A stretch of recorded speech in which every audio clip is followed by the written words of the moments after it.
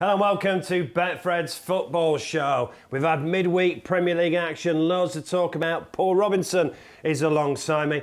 Going to actually talk about one of his former teammates first of all before we talk about the games. Manchester United won at Old Trafford last night and Michael Carrick announced that he is leaving the club. Yeah, I thought he's been very dignified and done it in a classy way. I think, you know, with the manager leaving, the new manager coming in, the new regime coming in, I think it's probably the right thing for him to do. I think I listened to him this morning, listened to his press conference and the way he spoke after the game. He talked about having a break after playing, and he didn't really have a break after playing. And then he went straight into the coaching. And listen, it's not been an easy ride for him coaching, with the pressure that there is at Manchester United anyway, and the pressure that Ole Gunnar Solskjaer has had. And he'll obviously feel that as a coach as well. And I think he just feels it's time now that the new regime comes in and he steps away from the game and has a break. I've got absolutely no doubt that he will come back and manage or coach at the top level yet again, because that's the type of person and player that he is. As a younger player, when I played with him at Tottenham, he's very unassuming, very quiet, but I think he's grown into that role. You saw the way he played at Manchester United. I think he gets more plaudits for the way he played at Spurs than at Manchester United, but you don't stay at Manchester United for 15 and a half years if you're not a special type of player and a special person. Do you think he was possibly underrated at Manchester United because he wasn't Roy Keane? He took his number 16 shirt. Oh, he wasn't Brian Robson. I mean, look, he won 5 league titles, 1 FA Cup, 2 League Cups, a Champions League, Europa League. Now, his record's incredible, and it's there, like you just read it out there, it's there to see. And I think, yes, at times you can look at it and say he was underestimated, but I think he was an integral part of what they were doing at that time. I think there's not many games that he missed. He was fit week in and week out, and he was one of these, he was like the Rolls-Royce type of player. He was always there. If there was ever any trouble on the field, he would always find space, and he'd always find a pass. I like him in a way to Glenn Hoddle, the way that Glenn Hoddle played at Spurs. He was that type of midfield player, and as he got older and he developed, he sat further and further back, and his vision was there for people to see. But in his younger days, he was a forward-thinking midfielder. His vision, he could split defences and he could score goals as well. I think he's had a fantastic career playing, and I think as a manager, he's just cut his teeth, and I think he's probably had a little bit of a little taste that'll probably bring him back into management. Well, he's only 40 years of age. Look, I think he was an outstanding player. You played with him at England as well, didn't you? Yeah. I think he was an outstanding talent that possibly was slightly underrated. He's just got a clever brain. He's just got a real footballing brain. I think because of the generation that he played in, like you say, he's a year younger than me, 2 years younger than me, played in my England team, that type of generation. And I think he was probably a victim of the quality that we actually had. You know, Sven, we talked about the Gerrards, the Lampards, that type of era, and square pegs in round holes. Paul Scholes playing on the left-hand side of midfield, Owen Hargreaves playing. I think there was just an abundance of midfielders, and Michael maybe didn't get as many England caps as he probably should have done. Certainly in that Champions League final, he played all 120 minutes against Chelsea and scored his penalty as well. So he's left Manchester United after a fabulous playing career, and he's been a coach as well. 464 appearances, 24 goals. Unbelievable record. Talking about unbelievable records, Ronaldo, 801 goals now. Some people are suggesting he was a problem at Manchester United. Well, earlier this week there was not a bad goal-scoring problem, is he? I mean, he keeps doing it week in and week out, doesn't he? He keeps scoring the goals. I mean, the talk about they've been left out of the team against Chelsea, there was nothing about the way that Manchester United played, the result they got. It was all about Ronaldo. Should he start? Why didn't he start? He's at 36. Can he start every game? Can him and Cavani play together? Can they start every game? And I just, in my personal opinion, he starts. If he's fit, he's one of the fittest, best players in the world. If he's fit, he starts a game. You're going to get much more value out of Cristiano Ronaldo, like we saw last night against Arsenal, playing for 60, 70 minutes than 20 minutes off the bench, because everything is going to be on, why is Ronaldo on the bench? Is Ronaldo dropped? Is he rested? For me, if he's fit, he plays. You get much more for 70 minutes out of him than you do coming off the bench. You're quite an apt coming in the studio. Now, it's not probably got the headlines it would have done if Carrick hadn't have left, or Ronaldo hadn't have hit 801 goals, or if Manchester United had got beat. The first goal. Now, are you part of the goalkeepers' union here for David De Gea? I'm certainly part of the goalkeepers' union, but not for David De Gea here. I mean, you get your foot stood on every set play. I mean, there's teams that used to do it. The Bolton, for example, with Kevin Nolan, he'd constantly stand on your toes the whole time in the 6-yard box. And teams target goalkeepers. And in that position there, you can't lay on the ground when the ball's still in play. No matter, if it's a head injury and it's a serious injury, there's something different. I think the referee went to stop the game, but he didn't get his whistle in his mouth quick enough. And in that situation, I mean, David De Gea, it's poor from him. It shows weakness. I think you've got to play on with, if you've got any kind of an injury as a goalkeeper, you can't lay on the floor, because if you're on the floor in the 6-yard box, you're leaving the goal wide open. The perfect example was 2 minutes later, he stood up on his feet and there's nothing wrong with him. So if it was a serious injury, it's a completely different conversation. But somebody standing on his foot, it's get on with that. Come on, you go on the football pitch, you take knocks, you suffer injuries, and you play through the pain barrier sometimes. And as a goalkeeper, you have to do that, because you know that you're the last line of defence. If you feel something, you can't just lay on the floor and expect the referee to stop the game. You're taught as a kid to play to the whistle, and that is a perfect example of why he should play to the whistle. 2 minutes later, he's up on his feet. He's shown a weakness there in front of the new manager. I think with the new manager coming in as well, the way that he's going to want to press, that's not just from the front, that's the whole team. So that means that he's then going to have to play sweeper keeper higher up the field. And I don't know if De Gea's going to enjoy doing that. I think there's an interesting time ahead for him at Manchester United. Because he's been playing very well recently. He's back to his best. Yeah. He's been back to his best, without a shadow of a doubt. I think last year... So you think he should be embarrassed by last night? Absolutely so, yeah. I think he's let himself and he's let his side down last night. He's let his team down, and he's shown a weakness in himself, because I think you do go on a football field, players do take injuries, you do take knocks. If you do need medical attention for an injury like that, wait till the ball's out of play. Wait till there's a time where you can actually get some medical attention. If it's a serious injury, well, it's a completely different conversation. It really is. But I think for an injury like what he had and what he suffered with and went down at the time, he's let himself down. A quick word on the goalkeeper at the other end. You were England's number one. Could he be England's number one? I'm surprised at his form, because I was one of the ones that was quite sceptical about his move, and especially the amount of money that Arsenal paid for him. He's got a couple of relegations on his CVs. His form's been indifferent, and I think he's gone there in a similar way that I went to Spurs at his age, and he's kind of flourished, he's grown, and he's enjoyed the challenge of being at Arsenal. The test that he's got now is whether he can do it continually over a long period of time. He's in his honeymoon period, if you like. He's played out he's played outstandingly well from the start of the season to now, and he deserves to be Arsenal's number one. I was surprised that he got given the opportunity, because I think Leno's a decent keeper, and Ramsdale had a lot to prove for me, but he's proved that. I think to oust Jordan Pickford, I think that's the next step that he's got to take. If he keeps doing what he's doing continually well, he's got an opportunity to. But at the moment, there's no vacancy as England's number one, because everyone loves to pick at the man in charge of the jersey. Who's next, who can play. Jordan Pickford's done nothing wrong. For me, at the moment, there's no vacancy, but Ramsdale's making a good case for himself. You mentioned Spurs, your old club, at home to Norwich on Sunday at 2 o'clock. Unbeaten under Conte in the Premier League, but Norwich now unbeaten under Dean Smith. Different proposition completely. I think it was a big decision for Norwich to sack the previous manager, because they've always had a business structure where they get relegated, they keep the squad together, they get promoted, they take the Premier League money, they go down, they come back up again. They're the epitome of a yo-yo club. But I think this season was the first season they actually really spent a few quid in the transfer market, and it's the first season that they've really struggled. Listen, they've had a really tough start. You look at their fixtures at the start of the season, no club or no team would want the fixtures that they've had. And it was a big decision to sack the manager at the time they did. But in hindsight, it's proven to be the right one. I think they've seen it this year. They've thought, right, we want to stay in the Premier League this year, and we've got a real opportunity if we change the manager now. And with Dean Smith, they've given themselves that chance. Dean Smith knows how to get out of the Championship. We've seen that. And he also knows how to keep a team in the Premier League. Fresh out of management, people would say, well, does he need a rest? He's clearly proven that he doesn't. He's well versed on the league at the moment. He's done his research on all of the teams. He's a man coming straight out of a job into a new challenge. And I think for Norwich, they've given themselves every opportunity to stay up with him in charge. And with your Spurs hat on, are things a bit rosier now? I mean, look, you're only 2 points behind West Ham. You look at the table, they are, points-wise, 2 points off fourth.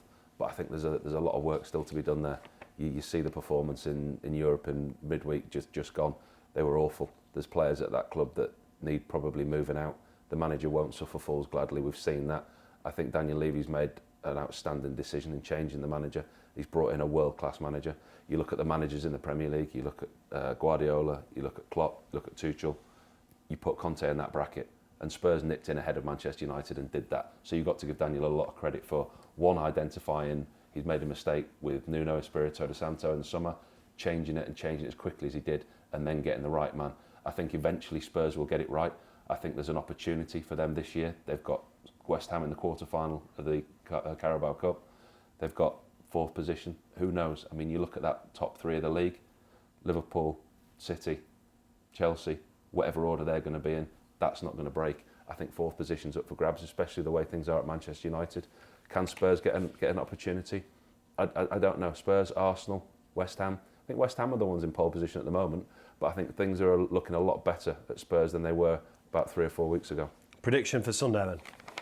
It's going to be a tough game for Norwich. Watch Spurs closely last night against Brentford, and I think one thing that Conte has done, he's gone to the 3 at the back, shored up the defence, and I can't see anything other than a home win. I think, if you're going to put it as part of an accumulator, you go for a home win, and it's the goals in the game. I can't see Spurs conceding either, to be fair, after the way that they played last night. So I'm going to go home win, 3-0, Kane to score. Right, I'll get Paul to recap all his predictions at the end of the show as well. Also 2 o'clock Sunday, we spoke a bit about Manchester United already. Manchester United versus Palace. Now, before we talk about the Manchester United team, what do you think of Ralf Rangnick then? Obviously, he comes with this great reputation at Schalke and Leipzig, especially a really good reputation about youth policy. And Manchester United have always been about their youth policy. Is he the right interim appointment? The word that you just used there, interim appointment, that's the one that just doesn't sit right with me, especially with Manchester United. You go from one interim manager to another interim manager. If you want a manager, you're the biggest club in the world. Go and get him. Go and get the manager that you want. Okay, I can see they've now got a direction. They've got a way of going forward. Rangnick's going to be there for 6 months as manager and then 2 years as a director of football. His record is of developing teams, bringing younger players through. He's got a certain way of playing. There's a couple of things you can guarantee from him. They'll press high, that everything will be positive. Defensively, he'll try and strengthen them up. And off the field, he demands football is your life, it's a living. So the demands that he puts on players will change from what they're used to. But I think his success domestically was a long time ago. I don't think he's worked at the level of a club at Manchester United where there is an expectancy. As soon as you walk through that door at Old Trafford, the level of expectancy, the weight of expectancy is there, and he's not had that. Like you say with Salzburg, with Schalke, his teams that he's brought through, he's developed teams, and he's made them better. He's taken teams from the value of tens of millions to hundreds of millions to billions, but there was no expectation, there was no pressure, and like I say to you, his success was a long time ago. This is going to be a big test for him. Pogba, Fernandes, Ronaldo, Cavani. Expectation of Manchester United, there's going to be a new voice, there's going to be a new way of playing. The players react to a manager. I know when I played in teams, you'd have a manager that come in for the short term and he'd do a training session, and there'd be some players and they'd be like, he's not going to be here next week. In a couple of weeks, it depends on players' characters, how they're going to respond to a manager. It's been happening at Manchester United, hasn't it? And it has happened at Manchester United, yeah. And you look at training sessions and you look at players' attitudes, and if they're losing on a Saturday and the manager comes in at half time and he digs a player out, and it's how that player responds, because man management over a short term is going to be difficult for him.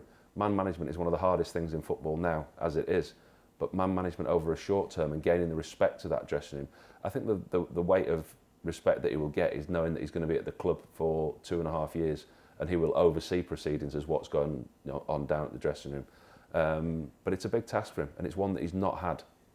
Something he touched on in his press conference, they've played 14 games and have conceded 24 goals. He said that is not good enough. No, it's not good enough, especially for a team like Manchester United. And the goals that they've conceded at home as well. Teams have scored against them quite freely, and that's something that he will address. But looking at the way that he plays, he'll address that from the front.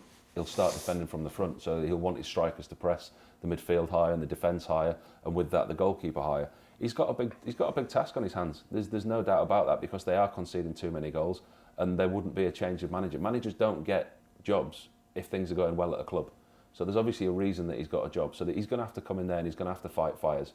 First thing he's got to do is get the players on side and buy into what he's trying to get them to do. That was Manchester United's first win in the Premier League since beating Newcastle. That was Ronaldo's first game on the 11th of September. Of course, Ronaldo scored twice. Palace, I thought, were very unlucky against your old club Leeds on, was it Tuesday night? It was Tuesday night, wasn't it? So Manchester United Palace, give us a prediction. I watched that game at Leeds. I thought Palace were unlucky.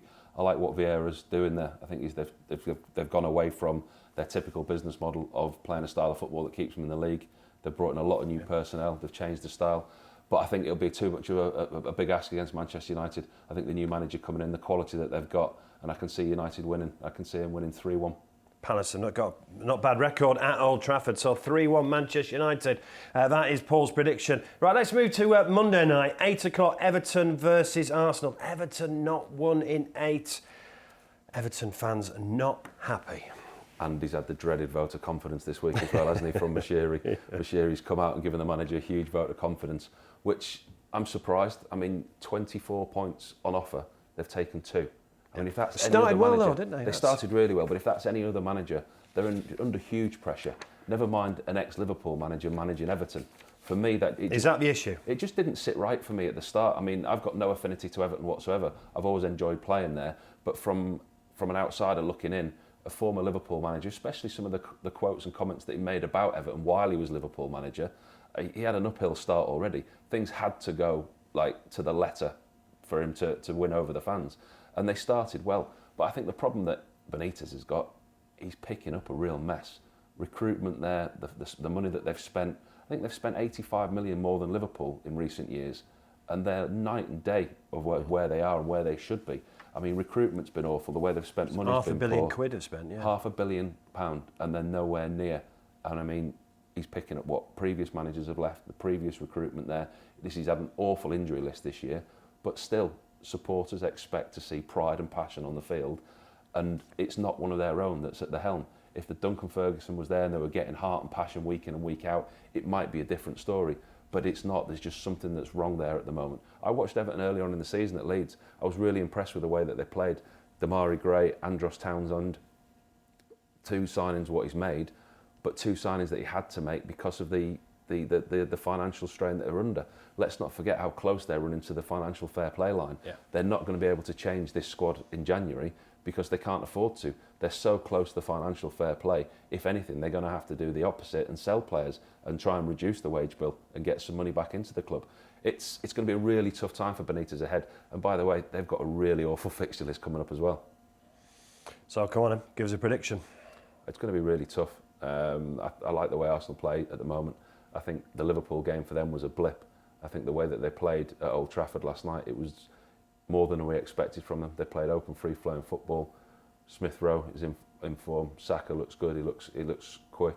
I think going to Goodison's never going to be easy, but I think Arsenal have got too much for them. And I think that home crowd at Goodison, they're so knowledgeable. Could get toxic as well, couldn't it? That's what I'm saying. After 20 minutes, if Arsenal get an early goal or a couple of passes go astray, the old it's the worst noise you can have as a player. And I just think Arsenal can go and impress themselves on them. I can see Arsenal winning this one 2-0. Right, you mentioned it early on, it's turned into a 3-horse race. Man City 8-11, Chelsea 11-4, Liverpool 7-2. There's a gap now, 7 points to 4th place. Chelsea top of the table on 33, City on 32 points, Liverpool on 31. So, well, it's probably an obvious thing to say. The win over Premier League's coming for those 3, isn't it? I think so, yeah, but I think the value's in Liverpool at the moment. You look at the odds. Even with the players that are probably going to be leaving in January. Well, that's the thing. That's Salah, Mane, Keita. You look at Chelsea and City. There's not a lot of value in there. If you want the value's in the Liverpool bet, and you just hope that they're still in it by the end of the African nations. If that's still to go ahead, with the current climate, the COVID and everything, we don't know for sure that that's definitely going to go ahead. If they lose Salah and Mane, it's 2 huge losses. Jota's going to have to step up. Firmino's going to have to step up. It depends whether he puts Minamino in there, plays Origi. You don't know what he's going to do there. If Liverpool can be there at the end of January, mid-February, they're right up there for me. I've been really impressed with the way they played this year. They're like a juggernaut when they get going. We've seen them tear apart Manchester United. We've seen them tear apart Everton in the Merseyside derby. And for the punters out there, Chelsea, they're there because they're not conceding goals. I don't think they've played particularly well going forward. They're not clinical enough. They create a lot of chances. They've missed Lukaku. That might change when he comes back into the squad. Manchester City are just Manchester City. They just seem to keep getting results. Yeah. But again, at Villa could have got something against them. That the values in Liverpool, City and Chelsea are there and thereabouts. We know they are. Well, let's talk the 3 games, including the top 3. So it's Watford, Man City, 5:30 Saturday. Prediction? You never know what you're going to get with Watford, do you? You just don't know. One week they're free flowing, the next week they're free leaking at the back. I mean, they've been everything but entertaining under Ranieri. They've been fantastic to watch. I think it's going to be a big ask for them against City. I think it'll be a close game though. I think it'll be a game with goals in it. So I'm going to maybe go 4-2 to City. Go 4-2. Some goals in that one. That's at 5:30 on Saturday. Wolves Liverpool 3 o'clock Saturday. Big ask for Wolves. Wolves have done well this year, which has surprised me because they've had a turnover of players and new manager coming in as well. But I can't back against Liverpool at the moment. I sat here at the start of the season and we did the predictions, and at the start of the season for me, there was too many people writing Liverpool off because they hadn't been as active in the transfer market as people would have expected them to be. But the way that they're playing at the moment, I just can't see anybody beating Liverpool. I think they'll go there and they'll win comfortably. I'm going to go 2-0 Liverpool. Game of the weekend for me is the early kick-off on Saturday, West Ham versus Chelsea. The Hammers have won 2 of the last 3 versus Chelsea, but Chelsea got a great record in London derbies of late. And this is a real London derby. There's not a lot of love lost between these two teams. I've been to a couple of these games, and this is a real London derby clash. And I think West Ham, where they are now, they're the closest to Chelsea that have been in a number of years. Yeah. What David Moyes has done there... Played great against Liverpool, didn't they? Nothing short of fantastic what he's done there with what is the team that he's got. The squad is amassed. Antonio's on a little bit of a drought at the moment, needs to get his goal scoring going again. Declan Rice, people are talking about him as one of the best midfielders in Europe at the moment, and I don't disagree. I think him and Souček form a great partnership. Chelsea will find it tough going there. I think this could not the upset. I was going to say this could be the upset, but I don't think it'd be an upset if West Ham beat them. I think West Ham are very organised, they're well drilled, and I think they can cause Chelsea problems. And I think with that London stadium full, with the supporters the way they are at the moment behind West Ham, David Moyes has got a real good balance. He's mixed it up. He's rotated the squad in Europe, and I think they're just in a really, really good place. Go on then, prediction. I'm going to go for a home win. I'm going to go for a 2-1 home win, and I'm going to go for a Souček header from a corner. So there's a little bit of value in that one as well. Yeah. So you're predicting City will go top of the table this weekend with Liverpool second. Let's talk about your old club, your first club, Leeds. They're at home against Brentford. A good result away at Brighton, and then a much-needed 3 points just to give a bit of a gap. Leeds now in 15th position. They were struggling, not performance-wise, but results-wise before the start of this week. Talked last week about the upcoming games that Leeds had away at Brighton, Brentford this Sunday, and then it's Chelsea away, City away, Arsenal at home, Liverpool away. That's why this week was so important. I looked at the fixtures and said they need 7 points this week. The 1 point came for me away at Brighton. The 3 were at home to Palace and at home to Brentford. They've got 4. Win this one against Brentford, gives themselves a little bit of breathing space, because their fixture list in the next few weeks is awful. Over Christmas, it's really difficult. But a Leeds team on the back of 2 wins and a draw, and before that they're unbeaten in 2. It's a team with confidence, and it's a different proposition when you play in the likes of Manchester United, Manchester City, Liverpool, Arsenal, etc. When you get those games coming up, a confident Leeds team is one that's different to one that's struggling for points. It's a massive game for them this weekend. In a similar way to the Newcastle game for them is a must-win. I think this is a must-win for Leeds because it just gives them that little bit of breathing space.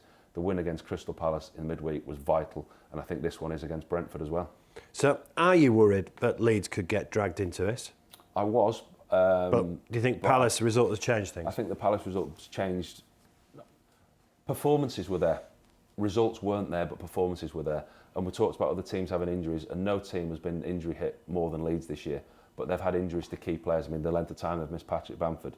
They can't play without Patrick Bamford. They struggle. They've got nobody in that position. They've tried Rodrigo, they've tried Dan James, they've tried Jack Harrison, they've tried Joe Gelhardt, and it's just not worked because they haven't got that out-and-out number 9 to fit the same position. They've missed both fullbacks for 3 or 4 weeks of the season. They've missed Calvin Phillips. They've missed centre-halves. They've had huge injury problems. They're starting to get players back fit again, and they're playing well. The only thing that worries me for Leeds is that other teams around them have given themselves a chance. Norwich, by bringing in Dean Smith, have started winning games. Newcastle, at some point, you'd think would start winning games. But like Leeds, their fixture list is horrendous over Christmas. Was too much made of Calvin Phillips being substituted at half-time against Brighton? Yeah, I think it was. I do genuinely think it was. Because he's done it a couple of times as Bielsa. There's a couple of times where the game's been finished and he's wanted to change him and save him for the following week. And there's other times as well where he's put Pascal Struijk in there and he's played him at left back and he's changed his system. I think there's far too much made out of it. I think he's by far the best player in a white shirt week in and week out. He was England's best player last year, voted by the England fans. He's an outstanding player. I think the way he played at centre-half against Tottenham, slotted in there. Leeds struggle without him. I was personally bemused why he took him off, because if things aren't going right at West Ham, David Moyes wouldn't take Declan Rice off at half-time just because he had an indifferent first half. It was obviously something to do with the system and the personnel. Calvin Phillips is the best player at Leeds, and for me, regardless of where he plays, he stays on the field. But the manager's there, he makes those decisions. And like I say, he's done it before, but I do think there was too much made of it. You mentioned Newcastle, home to Burnley. Now, this is a game. If we're going to stay up, we've not won a game yet. This surely. Well, Newcastle are in a worse position than Derby were. You know, the 2007, 2008, 6 points, 7 points, and they finished with the lowest ever in the Premier League. And I think Newcastle have got a real uphill task. There's been a lot of, exterior hype around Newcastle, excitement, though, the billions that they've got coming in, the richest club in the world. But at the moment, the richest club in the world could end up in the Championship the way things are. He's got to get a win on the board soon, hasn't he? They have to. They really have to. I mean, if you look at the fixtures, I sat down the other Norwich day at home and looked at their fixtures. This week was must have massive for them. pinpointed Norwich. They drew in the week. This is an absolute must-win for them. They have to get 3 points. They have to get to January still in touch, because in January he has to go into the market and recruit cleverly. He has to buy players that are used to a relegation fight. He has to buy players to get him out of the situation they're in. He can't go buying world-class stars that aren't used to a relegation fight. He almost has to buy one set of players for now, and then it's, thank goodness we stayed in the league, let's go again. He needs players that will get him out of the situation he's in now, but he needs to be in touch in January, because at the moment it's a really perilous situation Newcastle are in. Right, I've enjoyed today. Let's just quickly recap then. So let's quickly go through them. 12:30 Saturday, West Ham, Chelsea. 2-1 West Ham and a Souček goal. Newcastle, Burnley. That's a tough one to call, but I think it's got draw written all over it. I think because Sean Dyche's men will go there, they won't get beat. I'm going to go for a 1-1 draw. Southampton, Brighton. That's an interesting one as well. Two teams that are looking for form at the moment. Can't see anything other than a draw in that one. I can't imagine it's the most exciting game, that one either. I'm going to go for a stalemate, 0-0. Wolves, Liverpool. That's a Liverpool win. I think that was said strong. I think we say 3-1, did we? Yep. 5:30 kick-off, Watford, Man City. That's a Man City win. That's a three. I think you said 4-2, didn't you? 4-2, didn't we? Yeah, because I think there's goals in that one. And then 2 o'clock Sunday, Leeds, Brentford.